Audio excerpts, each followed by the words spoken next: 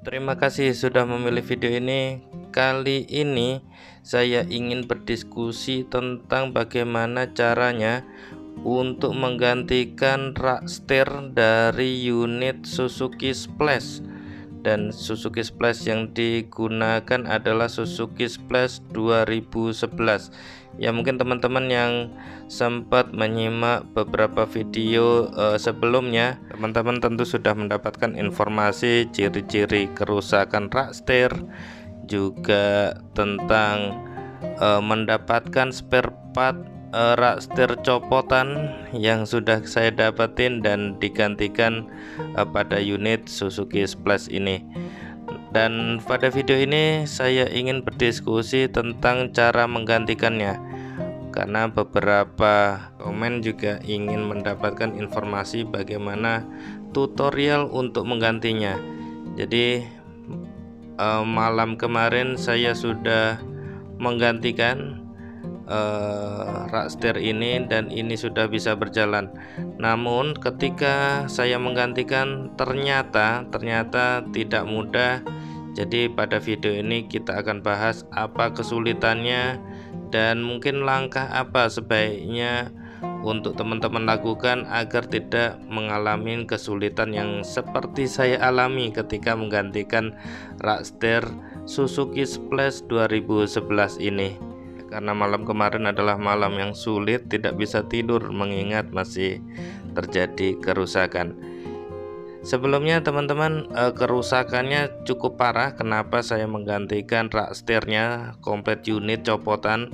Karena teman-teman bisa lihat seperti ini. Ya, roda tidak berputar, setir berputar sendiri. Ini kesulitannya atau kerusakannya sudah sangat parah, dan ini sudah tidak bisa dibelokkan kadang-kadang, jadi sangat berbahaya bila mobil ini digunakan untuk berjalan. Untuk itu memang tadi malam saya menggantikannya, namun tetap tidak berhasil karena seharusnya saya melakukan prosedur yang lebih baik. Jadi banyak hal yang tidak saya mitigasi sebelumnya. Ya, ini adalah unit steeringnya yang teman-teman juga bisa cek di video sebelumnya bagaimana detailnya dan mendapatkannya. Dan secara fisik sebenarnya saya sudah memitigasi bahwa unit ini adalah unit yang bagus yang sudah di repair sebelumnya. Namun ini kesulitannya adalah yang pertama, dongkrak sudah mentok pun ground clearance space untuk kita bekerja sangat rendah. Lalu dengan susah payah, walaupun ini sudah terpasang, sebaiknya teman-teman kalaupun memasang sendiri setidaknya 2 orang. Kalau 1 orang sangat sulit, karena memang harus ngepasin beberapa bagian yang nanti mungkin akan saya sharing di video-video yang lain. Ini sudah terpasang, namun saya masih mendapatkan setir yang berat dan juga indikator IPS yang menyala. Ya, untuk teman-teman ketahuin, indikator steering adalah seperti ini. Bila ini menyala berarti steering sistem kita masih bermasalah, dan untuk itu saya membawa unit ini ke bengkel Suzuki, karena ketika masih ada error mungkin akan lebih tepat bila kita melakukan scanner untuk errornya, di mana letak errornya secara lebih detail akan bisa terbaca dari scanner. Dan kebetulan Suzuki tentu punya scannernya yang lebih proper tanpa harus saya menduga-duga lagi, karena malam tadi sudah sangat cukup malam ketika berhasil memasang, ternyata masih error. Ya, semoga video ini menjadi pertimbangan teman-teman ketika ingin memasang sendiri. Seberapa efektifkah memasang sendiri? Kalau ternyata memasang sendiri masih mendapatkan error, jadi mungkin saya sarankan untuk tidak menggantikan unit steering sendiri, karena memang ternyata ada beberapa hal yang harus diperhatikan.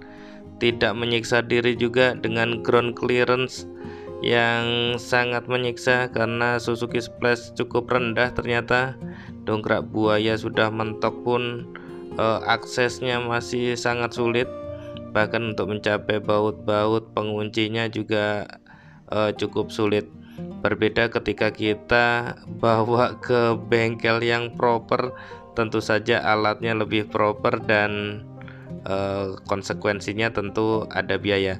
Namun tidak perlu khawatir karena biayanya pun ternyata tidak terlalu mahal. Saya akan sharing lebih detail di video ini.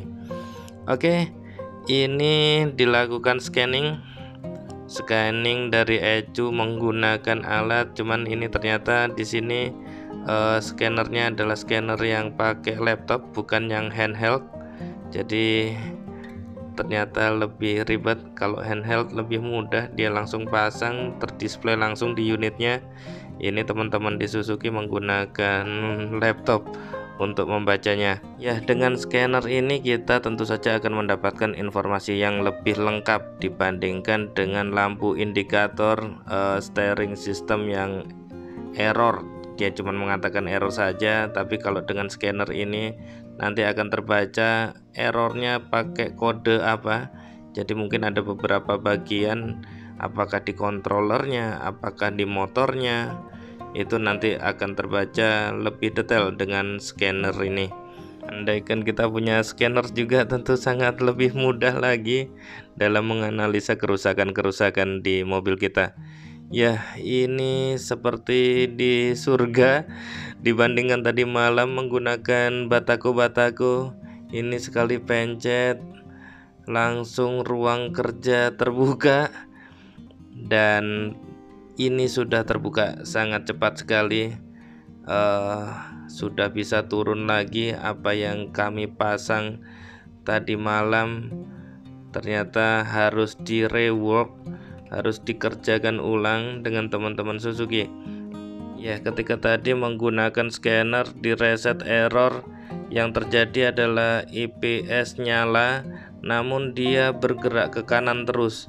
Jadi cukup berbahaya, dan indikasinya yang error atau terjadi kesalahan adalah pada sensor posisionernya.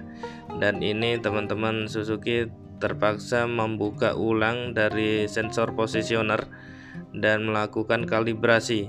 Jadi teman-teman kalau sempat membongkar steering unit ini, posisi dari positioner itu jangan sampai berubah, karena ketika berubah kita butuh untuk ya seperti ini, membongkar ulang, kalibrasi ulang posisi. Jadi memang harusnya di spidolin. Ketika saya membongkar biasanya saya akan melakukan spidol agar posisi yang mengembalikannya sama dengan yang awalnya.